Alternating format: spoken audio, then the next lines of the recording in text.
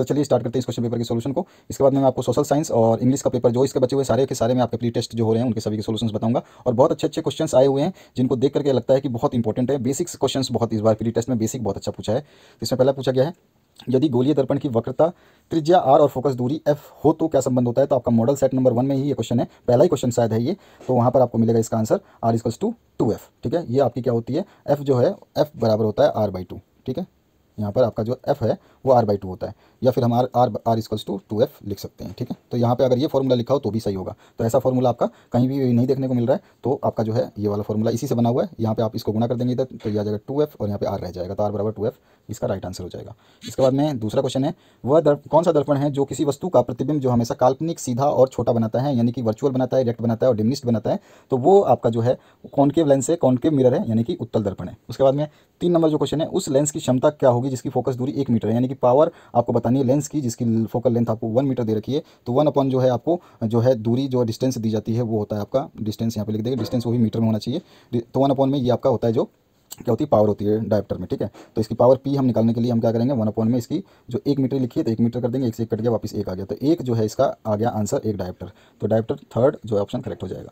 उसके बाद में नेक्स्ट जो क्वेश्चन है इसमें पूछा गया आपसे, सामान्य दृष्टि के व्यस्क के लिए सुस्पष्ट दर्शक की अल्पतम दूरी यानी कम से कम दूरी आपको बतानी है। जो डिस्टिंक्ट विजन है उसके लिए एक यंग एडल्ट में तो होती है मिनिमम 25 सेंटीमीटर। 25 सेंटीमीटर से पास रखा हुआ कोई भी ऑब्जेक्ट आप नहीं देख सकते हैं।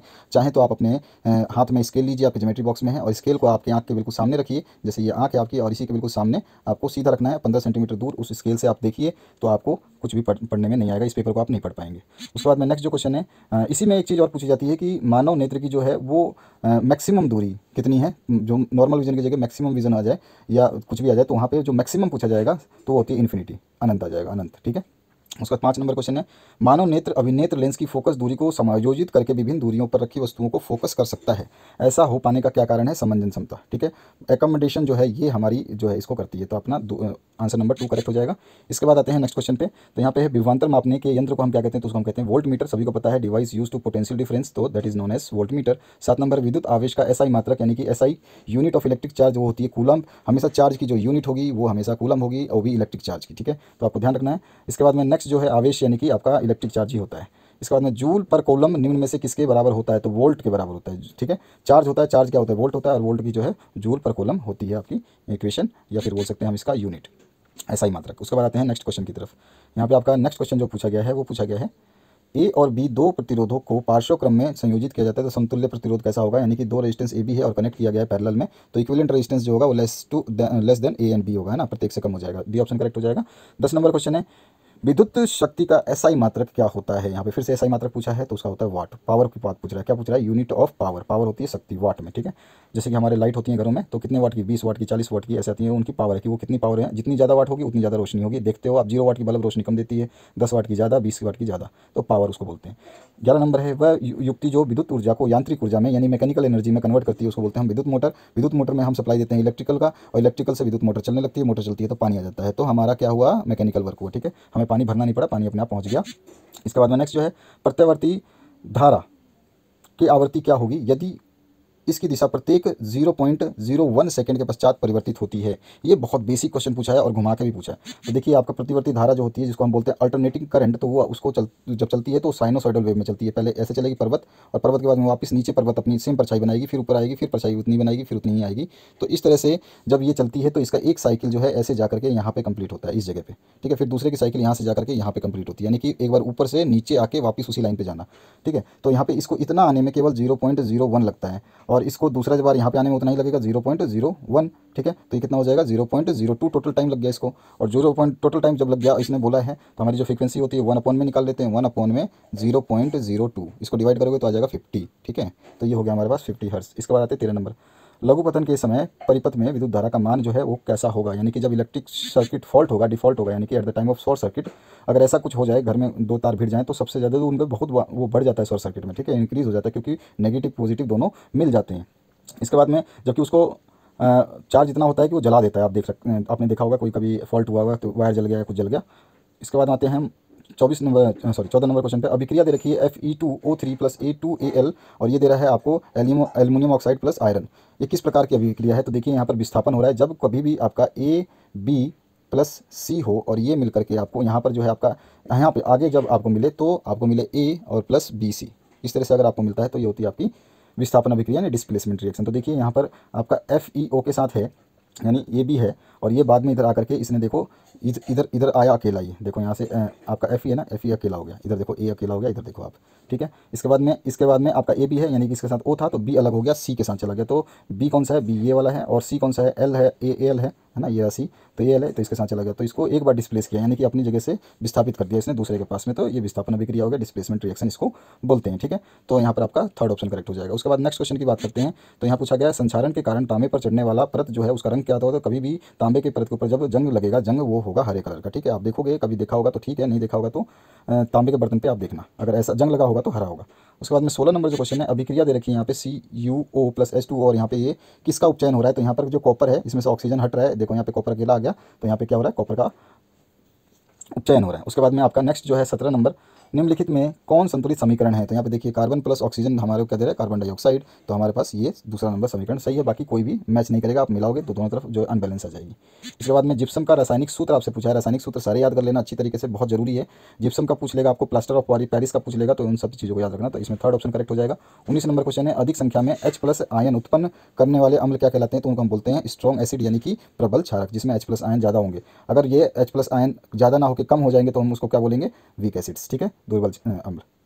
उसके बाद नेक्स्ट जो क्वेश्चन है इसमें पूछा गया 20 नंबर में, टमाटर में उपस्थित अम्ल है तो वह है आपका सिट्रिक अम्ल और ऑक्जेलिक अम्ल भी होता है। देखिए ऐसा कई मैंने स्टूडेंट्स को देखा है कि वो टमाटर में, मुझे एक दो स्टूडेंट ने कमेंट करके बताया था कि सर ऑक्जेलिक एसिड होता है, तो ये दोनों ही एसिड होते हैं। अगर ऑप्शन में दोनों है तो दोनों ही राइट है, आप सिट्रिक पे करोगे तो भी राइट हो और ऑक्जेलिक पे करोगे तो भी राइट हो, लेकिन एग्जाम में ऐसा मिसप्रिंट नहीं होगा, वहाँ पर जहाँ तक हो सकता है इन आंसर्स में से किसी एक को हटा दिया जाएगा।